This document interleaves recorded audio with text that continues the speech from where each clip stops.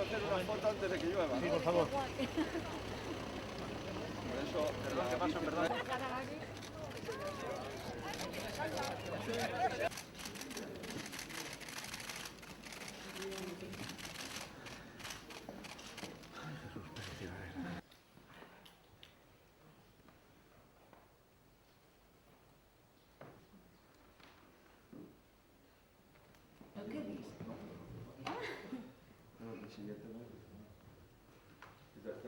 Pagasal. Ala. Esto es la artesanía gallega. Vamos a ver. Seguro que sí.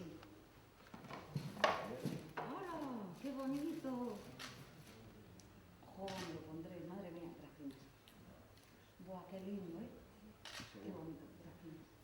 Y después la arquitectura tradicional que hemos hecho un libro de los pactos. ¿Lo tienes tú? Este no, me habías mandado el de la catedral. Esto es. Moi bons días a todos. Bueno, sin máis, despois desta reunión que acabamos de manter coa vicepresidenta segunda e ministra de Traballo e Economía Social, creo que foi unha reunión na que falamos da situación de Galicia desde o punto de vista laboral, desde o punto de vista industrial, tamén das expectativas que se abren cos fondos Next Generation.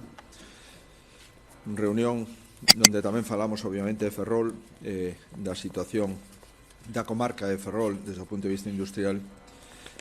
Quero trasladar simplemente, antes de darlle a palabra á vicepresidenta, pois que tivemos ocasión de profundizar en algunhas cuestións que tamén tivemos ocasión de dar un repaso á situación laboral e industrial de Galicia e as expectativas, insisto, que abrimos a través dos fondos que esperemos sexan repartidos de forma competitiva para obter unha economía española e unha economía galega máis forte despois da pandemia. Esperemos que así sexa. Si lles parece como sendo habitual, lle pasamos a palabra á vicepresidenta, despois interveño e abrimos un turno de preguntas. Vicepresidenta. Grazas, presidente.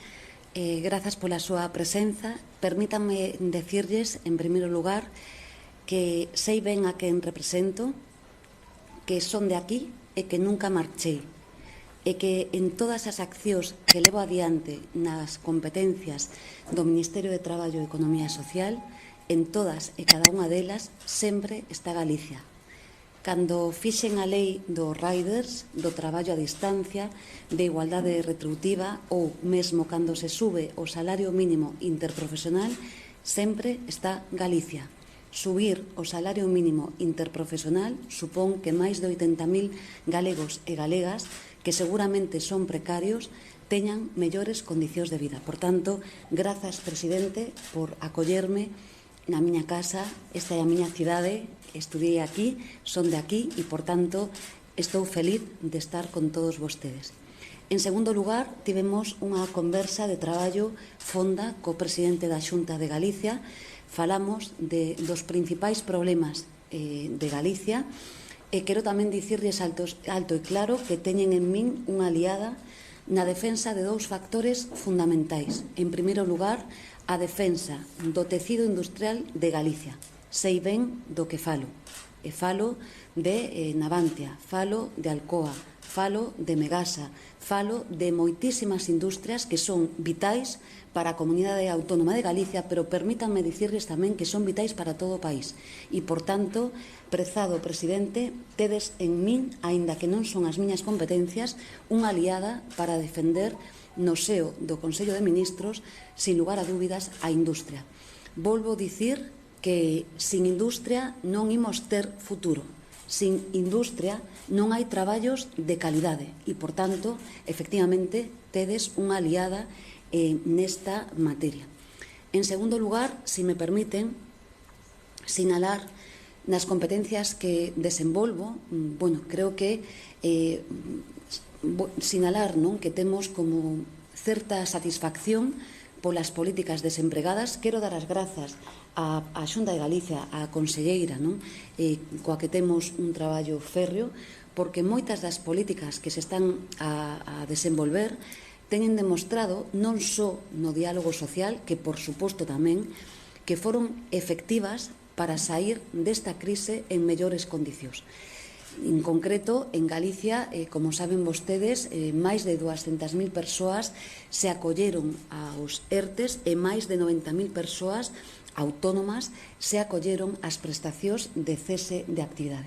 Isto supuxo unha inversión de máis de 1.680 millóns de euros en Galicia e serviron colectivamente coa Xunta, cos axentes sociais, co Goberno do Estado para facer dúas cousas, que non caeran as empresas e tamén que non caeran os traballadores e as traballadoras. Por tanto, tamén por en valor un elemento fundamental que é cooperar entre as administracións que ás veces non pensamos iguais, seguramente nos debemos a proxectos diferentes, pero que penso, e cada día máis, que a cidadanía o que quere é que nos tendamos a man sendo diferentes e, dende logo, que traballemos polo ben común e, en este caso concreto, por Galicia. Por tanto, creo que isto é o que temos que transmitir, o que temos que dicir e, sobre todo, que, como sempre fago, representando colectivamente a España, pero tamén representando a Galicia no seo de todas e cada unha das políticas. E termino xa. Creo que estamos atravesando a saída da crise de maior contundencia en termos económicos, sociais e sanitarias da historia da humanidade e só podemos sair dela, como dixen, unidas. Creo que temos demostrado que os datos que hai de emprego, de desemprego, que nos sitúan en unha posición mellor que antes da crise. Por dar un dato, o paro xuvenil, non o digo eu, o di Eurostat, baixou xustamente en 5 puntos, estamos no 35,1%, as cifras son terribles, pero lembren vostedes que hai nada estábamos no 41%. Por tanto, estamos amosando como país que se poden mudar as políticas e podemos mellorar a posición dos traballadores, das traballadoras e das empresas. Tamén estamos nunha posición mellor, antes o sinalaba o presidente da Xunta na intervención que tivemos no foro empresarial, mellor tamén en termos da afiliación á Seguridade Social, e son datos que o único que nos están indicando é que efectivamente se poden desplegar políticas que non soamente non recorten dereitos, non que permitan manter, insisto, o tecido empresarial e manter os postos de traballo. Sei ben que quedan moitas cousas por facer, moitísimas, e o único que podo dicir é que seguirei comprometéndome e traballando, sabendo ben o que represento e, dende logo, dando o mellor de min mesma. E insisto, prezado presidente, tedes unha aliada, traballarei humildemente nos temas que o presidente con gran acerto amosou e, efectivamente, termino aquí, se me permiten, aínda que son de Compostela, teño unha filla e eu mesma que nacín en Ferrol. Sei moi ben, o presidente presentoume un pacto pola miña cidade que vou estudar, aínda que non son as miñas competencias, co cariño que debo, e, dende logo, farei todo o que poda, insisto, para defender a Comunidade Autónoma de Galicia. Pois moitísimas gracias á vicepresidenta. Creo que da súa propia exposición se deduce que estivemos pasando un repaso da situación industrial de Galicia, preocupante situación, e tamén das expectativas de recuperación da nosa economía. Certamente coincido en que sin industria non é posible obter recursos suficientes para manter unhos servizos públicos eficaces. Sin industria non é posible manter unha economía competitiva, e os países sin industria son países que teñen un futuro moi incerto. Eu confío que a segunda vez que temos ocasión de traballar e de dialogar sobre a situación de Galicia no que se refire ao ámbito laboral, ao ámbito económico, ao ámbito enerxético, é a segunda vez despois de manter unha reunión no Ministerio fai uns meses. Eu agradezo moito á vicepresidenta segunda ao Goberno esta reunión de traballo xa un pouco máis longa na sede institucional do autogoberno galego, que é o Pazo Raxoi. Agradezo tamén dunha forma importante o feito de que a vicepresidenta primeira tivera tamén no día de onte unha axenda de traballo coa Xunta de Galicia, e eu espero e desexo que despois destas dúas axendas de traballo podamos pasar pois de falar a concretar solucións que o que precisan os cidadáns para os políticos. Primeiro hai que sentarse e falar. Sin sentarse, sin falar, non é posible avanzar, e unha vez finalizado este primer mandamento necesitamos finalizar realmente con eficacia, con concreción o falado e o diagnosticado. As cuestións que lle trasladei a vicepresidenta creo que foron dunha forma xenérica numeradas por ela. En primeiro lugar, unha cuestión do seu ministerio que afecta ao reparto de fondos do mecanismo de recuperación. Un segundo tema xeral que afecta a todo o goberno, que son os fondos Next Generation e os fondos europeos que vamos a recibir da Unión Europea. En terceiro lugar, efectivamente, a crise industrial que está padecendo Galicia, sorprendentemente, non por razóns da pandemia, senón por decisións gubernamentais, dunha forma moi especial no ámbito de Ferrol. E, por último, tamén lle comentei a posibilidade, na nosa opinión, a oportunidade da prórroga dos ERTES en determinados sectores económicos. E, por último, tamén fixemos un repaso ao prezo da luz e o seu impacto desde o punto de vista da industria. Así, de forma rápida, estes foron os 5 asuntos tratados. No ámbito dos fondos que manexa o Ministerio, nós temos que decir que estamos de acordo na porcentaxe que corresponde a Galicia. Isto non é menor, porque, lamentablemente, a maioría das veces estamos en desacordo porque non se respeta o sistema de financiamento das comunidades autónomas e porque, en función de cada ministerio, o reparto dos fondos depende dos criterios do equipo ministerial. E comprenderán que eso non ten ningún sentido, dado que se temos un marco, o lógico é respetar o marco. A ministra de Traballo respeta o marco do sistema de financiamento. Paréceme que eso é, sin dúbida, unha boa noticia. É certo que lle pedimos máis autonomía de xestión nos fondos de emprego. E a tal efecto que quedamos é que a Consellería de Emprego e Igualdade manterá unha reunión co secretario de Estado de Emprego para ver exactamente como podemos mellorar o grado de autonomía e poder aplicar unhos fondos que se executen e que sexan útiles ás empresas do tecido productivo específico que ten Galicia. A segunda cuestión se refire aos fondos Next Generation. Galicia é unha sociedade industrial. A porcentaxe de empleo industrial en España está no entorno do 13%, a porcentaxe en Galicia do 16%. Por tanto, somos unha sociedade industrial. Non somos unha sociedade exclusivamente do sector primario, que tamén é industria, senón que somos unha sociedade industrial no seu conxunto. E temos unha situación de extraordinaria preocupación. Temos unha profunda crise industrial e están 16.000 postos de traballo nunha situación límite. Por tanto, é certo que a competencia industrial non é da ministra de Traballo e Economía Social, pero tamén é certo que sin industria non hai traballo, e tamén é certo que estamos ante a vicepresidencia segunda do goberno. A tal efecto, falamos de dúas cuestións. Do futuro, nós presentamos proxectos sólidos, ordenados, contrastados e obxectivos feitos por un comité de expertos. A ministra conoce, porque conoce moi ben Galicia, esos expertos, polo menos en parte, e sabe perfectamente que os 14.000 millóns de euros que presentamos de proxectos privados, os PERTES posibles e os fondos Next Generation, son proxectos sólidos, construídos non dende a administración, senón dende os sectores económicos e os sectores productivos. Falamos das nosas prioridades de fondos Next Generation no sector forestal.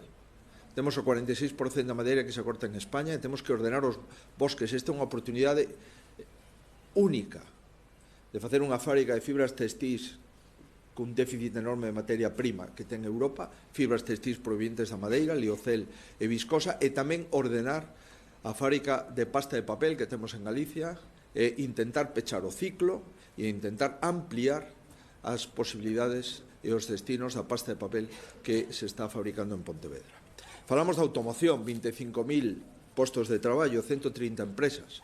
Somos a primeira comunidade autónoma en produción de vehículos de automóvil en España e aquí está a sede da primeira multinacional europea do sector da automoción de España, que é Stellantis. Temos un proxecto que fixo a propio Stellantis e o CEAGA de 1.200 millóns de euros, o que optamos tamén a fondos europeos. Falamos tamén, por suposto, da situación da fábrica de baterías. Nós non compartimos, nin aceptamos a proposta do Goberno en relación coa fábrica de baterías, porque se dixo que ten que estar nun lugar concreto en España sin dar posibilidades de outros lugares. Pero a partir de aí, o que pedimos é que o diñeiro que hai para a automoción non solamente se poda poñer nun lugar concreto para facer unha cuestión concreta, senón que o diñeiro da automoción hai que poñelo nas principales fábricas de automoción de España. E o proxecto de Vigo, o proxecto de Stellantis, é un proxecto que necesita unha parte dos fondos que o Goberno destine provintes de Europa para a automoción. Falamos do PERTE agroalimentario. Galicia, comentábamos no despacho, Galicia é a primeira produtora de conservas de Europa, a segunda do mundo. Gealsa, Profan, Estrella de Galicia, Café Candelas teñen proxectos moi serios, moi sólidos, por un importe de 1.000 millóns de euros no que se refire ao sector agroalimentario. Falamos do PERTE que necesitamos no sector naval, Barreras, Navantia, o PERTE que necesitamos no sector aeroespacial, no sector sanitario. Por tanto, estamos un pouco trasladeille á vicepresidenta a nosa orientación en relación co futuro dos PERTE e co futuro dos fondos Next Generation. Que pedimos? Competir. E que plantexamos? Competir en función da calidade dos proxectos presentados e non en función do cor político do goberno autonómico. É o que pedimos. Ao final, a ministra o que quere postos de traballo. Nós teremos proxectos para construir e ampliar os postos de traballo. Segunda cuestión, a crise industrial de 16.500 empleos. A Ibérica está nunha situación agónica. Alcoa está nunha situación de enorme incertidumbre. Ence está a piques de pechar. As industrias do litoral están cunha lei que non dá amparo. Se pecha as dúas centrales térmicas, a primeira máis importante de España, as Pontes. Meirama, por suposto. Comprenderán que esta crise o goberno da Xunta de Galicia non tivo nada que ver. Nin sequera foi unha crise de mercado. Foi unha crise de decisións gubernamentais tomadas que van directamente aos postos de traballo de todas estas empresas. Por tanto, na nosa opinión, é unha crise que pudo evitarse. E aínda estamos a tempo de reordenar os sectores marítimos, o sector forestal, o sector das electrointensivas e evitar os peches, algúns deles, lamentablemente, xa moi próximos e outros non moi lonxanos. Trasladei, evidentemente, como antigua compañera no Parlamento, como persona que coñece a comarca de Ferrol-Terra perfectamente, trasladei o noso pacto de Estado por Ferrol e trasladei un exemplar que mandei a Moncloa pedindo un ministro ou un representante do goberno de interlocutor para falar concretamente de Ferrol e aínda non temos ese interlocutor. Por tanto, espero que a vicepresidenta consiga polo menos empezar a falar desto.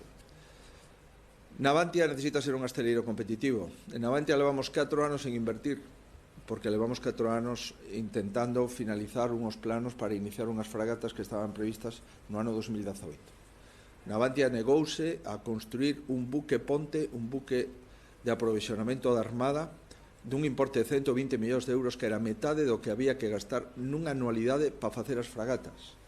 Trasladei a vicepresidenta este problema e tamén a oportunidade histórica nun pertedo naval de modernizar as instalacións de Navantia a través de un dique seco e disminuir, por tanto, os custes da construción das fragatas próximas e calquera outra concertación internacional. Ben, de Ferrol, probablemente a política máis importante, por lo menos nas últimas décadas, que houve en España é a vicepresidenta segunda. Sobre Ferrol non vou a falar máis porque me parece innecesario. En relación coa prórroga dos ERTES, efectivamente, trasladamos que as agencias de viaxe, os transportes, ocio nocturno, necesitan, e outros sectores que a vicepresidenta considera, unha prórroga dos ERTES como mínimo ata o 31 de decembro deste ano, e tamén mirar se hai algunha que teña algunha necesidade para o primeiro trimestre do ano 22. E por último falamos do prezo da luz, porque sin un prezo competitivo non hai industria, e sin industria non hai traballo. Evidentemente, a estes prezos é moi difícil poder seguir traballando en calquer lugar de España, evidentemente. Pero Galicia, que ten un consumo enorme de enerxía como consecuencia da Alcoa, de todas as industrias derivadas do aluminio, Estrugasa, Cortizo, Eslavesa, de todos os sectores, como refería a ministra, Megasa e outras, comprenderán que o prezo da luz, non solamente para os fogares, senón para a subsistencia laboral do país, é fundamental. Nada máis. O único que teño que trasladar é o agradecemento por esta reunión de traballo. Consta que trasladei algúns asuntos que non entran estrictamente no ámbito do Ministerio, pero como número 2 do Goberno entendo que é a miña obriga trasladarlos. E espero e desexo que podamos seguir traballando e que os galegos e as galegas vexan utilidade as dúas reunións de traballo que acabamos de manter, unha en Madrid e outra en Galicia, que finalizou hace uns minutos. Mais nada, sei que vostedes teñen prisa, porque temos un minuto de silencio, temos 10 minutos para o rol de prensa, se lles parece, ata as 12:30. Presidenta, quería preguntarle, después del acuerdo alcanzado ayer por los sindicatos y que se ha descolgado la COE, quería saber si cree que ha perdido la COE para negociaciones futuras, los ERTES, las pensiones, la reforma laboral, da por perdida la participación de la COE en esas negociaciones. Bueno, en primer lugar, tengo satisfacción, lo he dicho ya, porque soy una convencida de que la principal herramienta para combatir la pobreza laboral se llama salario mínimo interprofesional. Por tanto, he trabajado con discreción, con mucho tesón, para que el 1,5 millón de trabajadores y trabajadoras, fundamentalmente jóvenes y mujeres, los precarios, hoy sepan que su vida va a mejorar un poquito más. El salario mínimo va a llegar pues a nuestros barrios, a las peluquerías, a los bares, a las pequeñas tiendas. Por tanto, satisfacción. 2. El compromiso de que vamos a cumplir con el incremento hasta el 60% del salario medio en nuestro país, según el mandato de la Carta Social Europea. 3. Ha habido diálogo social y quiero dar las gracias a los agentes sociales, a todos los que han firmado el acuerdo y los que no, por estar en las mesas de diálogo social. 4. Nunca planteo las negociaciones como una derrota. Por tanto, el llamamiento es a la COE para que, como siempre, fíjense, ayer tuvimos una mesa de los ERTE, como planteaba el presidente, antes de ayer tuvimos una mesa que está nada más y nada menos que trabajando en la gran reforma del mercado de trabajo y, por tanto, la convicción de que la patronal, como ha hecho siempre, igual que los sindicatos, esté a la altura de las circunstancias. Piensen ustedes que de los 10 grandes acuerdos, ahora 11 ya, que hemos firmado en el Ministerio de Trabajo y Economía Social, 2 de ellos, con 2 normas muy importantes, la Ley de Igualdad Retributiva y los planes de igualdad en las empresas, hubo diálogo social, la patronal estuvo en el diálogo social, pero finalmente decidió no rubricar el acuerdo. Con el salario mínimo ha pasado lo mismo. Sí me apena, y se lo he dicho al presidente de la patronal, con el aprecio que le tengo, que no han negociado. Han entrado en esa mesa diciendo que querían 0 y han salido de esa mesa con 0. Yo negocio en las mesas y los sindicatos negocian y creo que los agentes sociales hasta ahora siempre hemos negociado. Es decir, se va a las mesas sin líneas rojas y sabiendo que se tiene que ceder. Lo único que lamento, y se lo he dicho al presidente de la patronal, es que no han negociado, han dicho 0 y han salido con 0. Eso no es negociar. Pero vamos, tengo la convicción de que están a la altura de su país. Vamos a emprender grandes reformas. Fíjense, ¿no? La petición que formulaba ahora el presidente de la Xunta, que ya le digo anticipadamente, con la discreción que tengo, que debo de tener, sí, se van a prorrogar los ERTE y vamos a seguir protegiendo a las empresas y a los trabajadores, presidente, sin lugar a dudas. Fue la herramienta más eficaz para proteger a nuestro país. No lo digo yo, lo dicen los grandes organismos internacionales. Por tanto, fíjese la irresponsabilidad que sería hacer planteamientos de otro tipo, ¿no?, sobre mesas que quizás son el centro del cambio productivo y del modelo de relaciones laborales de nuestro país. Por tanto, hago un llamamiento hoy a la patronal a que se resitúe y a veces no negociando se pierde. No sé si hablo claro. No negociando se pierde, porque ustedes saben que la ministra de Trabajo y Economía Social estuvo dispuesta a pactar por una cuantía inferior a la que hoy tenemos. Por tanto, a veces, no pactando, se pierde. Presidente, quería preguntarle precisamente por ese tema. No sé qué opina usted, si es el momento de subir el salario mínimo interprofesional, como se ha llegado a acuerdo con los sindicatos. Mire, yo he venido a hablar de Galicia, como usted se puede imaginar. Le he planteado a la ministra que no nos pueden cerrar las fábricas, porque si no, ¿para qué subir el salario mínimo interprofesional? Si lo que vamos a tener son parados, se puede usted imaginar que subir el salario mínimo interprofesional a los parados no es ninguna solución. Cuando se está hablando de 15 euros al mes, con la tarifa eléctrica que tenemos, se comprende perfectamente, porque al final supongo que irán destinados a pagar el recibo a la luz. Pero a partir de ahí, yo soy un presidente de una comunidad autónoma y debo de ser ponderado en mis competencias. ¿Vamos a mejorar la competitividad de nuestra economía? Hay dudas. ¿Es mejor subir 15 euros al mes el salario o controlar el precio energético? Yo me quedaría con lo segundo, porque así subiríamos el salario, es decir, no subiríamos los gastos y mantendríamos mayor competitividad en la economía. Pero, insisto, yo no formo parte del diálogo social. La vicepresidenta segunda es la que dirige el diálogo social, es una experta además en diálogo social y por consiguiente yo me quedo con lo que he dicho y con la agenda de trabajo que le he planteado a la vicepresidenta y no estaba el salario mínimo dentro de la agenda de trabajo. Presidente, respecto al enfrentamiento entre muchas medidas, ¿cree que está dañando la imagen del sector? Yo no conozco ese enfrentamiento.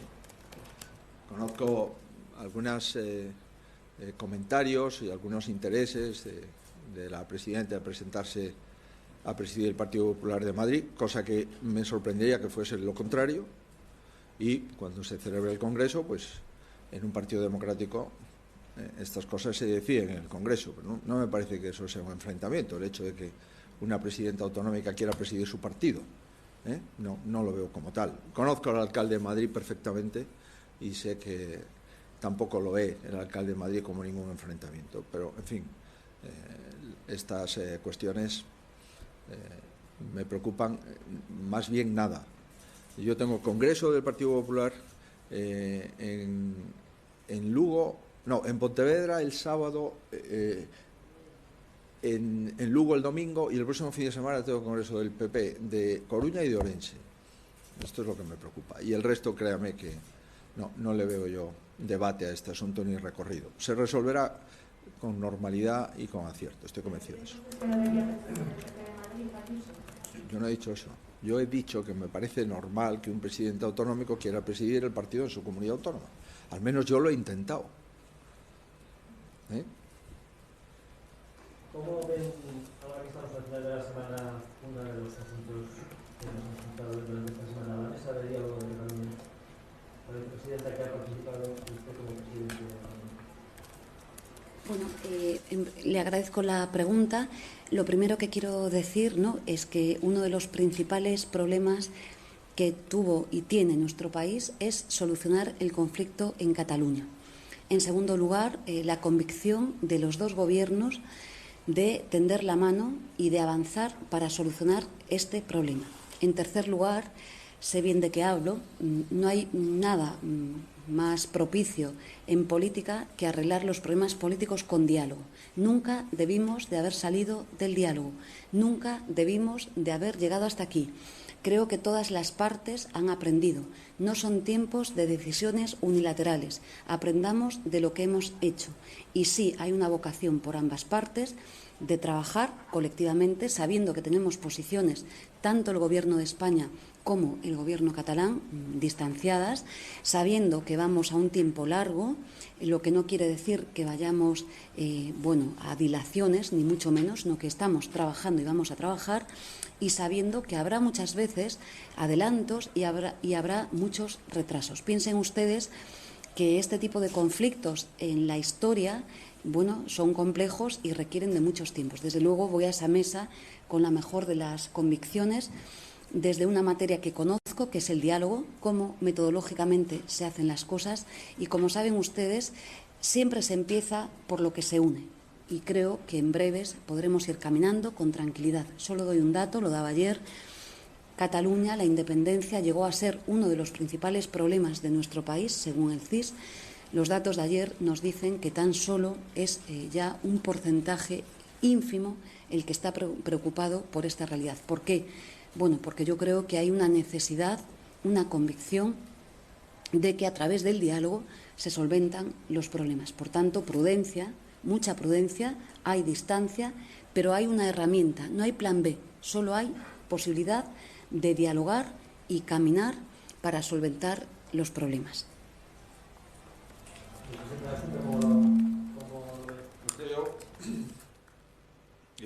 Hemos mantenido una reunión de trabajo con la vicepresidenta segunda del Gobierno. Yo he venido a hablar de Galicia. Ahora bien, si usted me pregunta como presidente autonómico cómo veo una mesa, que no sé muy bien en qué consiste, pues lo que puedo es mantener una cierta prudencia y una cierta perspectiva, y solo hacer algunas consideraciones. Primero, yo creo que no hay ningún conflicto. Lo que hay es un gobierno autonómico y unos partidos independentistas que no aceptan las reglas de juego, y por tanto no hay un conflicto, porque para que haya un conflicto dos partes tienen que estar en desacuerdo. Hay una parte que defiende el ordenamiento jurídico y otra que lo incumple, y entiendo por tanto que hay una responsabilidad del gobierno autonómico catalán y de algunos políticos catalanes en la situación que está viviendo Cataluña y en consecuencia cómo afecta al resto del Estado. En segundo lugar, una cuestión de forma. Me parece peligrosísimo que a los presidentes autonómicos que no acudan a los foros multilaterales sean tratados de forma privilegiada en un foro bilateral. Me parece peligrosísimo. No estoy en contra, en ningún caso, de que el Gobierno central se reúna con el Gobierno de una comunidad autónoma, porque el Gobierno central y los gobiernos autonómicos somos el Estado español. Por tanto, un presidente autonómico es el representante ordinario del Estado en su comunidad autónoma, y que se reúna con el presidente del Gobierno me parece una cosa normal, correcta y oportuna. Ahora bien, si es a cambio de no acudir a los foros multilaterales, de ausentarse de la conferencia de presidentes y de pactar cosas que el resto de presidentes desconozcamos, comprenderá que esto no podemos aceptarlo. Esto en cuanto a la forma. Y en cuanto al fondo, me preocupa que las reuniones sean discretas, porque prefiero saber de lo que se habla y qué se pacta, que no nos enteremos ni de lo que se habla ni de lo que se pacta. Pero todo esto lo digo desde la cautela que supone el no formar parte, obviamente, de esa mesa y el no conocer exactamente de qué están hablando. Si es de repartir lo que es de todos, comprenderá que no puedo estar en ningún caso de acuerdo. Si es de temas competenciales que emanan de la Constitución en el marco del Estatuto de Cataluña, pues es otro planteamiento en el fondo, pero sigo discrepando de la forma, insisto. Un presidente autonómico no puede ausentarse de una conferencia de presidentes, como es la que hemos tenido en Salamanca, porque ya tenía una conferencia para él solo, unos pocos semanas más tarde en el Palau de la Generalitat. Comprenderán que como presidente de Galicia, nacionalidad histórica, comprenderán que ese tipo de falta de respeto a las formas multilaterales y a la conferencia de presidentes, entiendo que ni yo ni ningún presidente autonómico le parece razonable. Pero, en fin, dicho esto desde toda la cautela y respeto al posicionamiento del Gobierno central y de la Generalitat y de su Gobierno. En todo caso, comprenderá usted que dos socios necesitan entenderse, y el Gobierno y Esquerra Republicana son socios en el Gobierno central y, por tanto, necesitarán aprobar los presupuestos y finalizar la legislatura, digo yo. Y me imagino que eso también influye, Me imagino que eso también influye.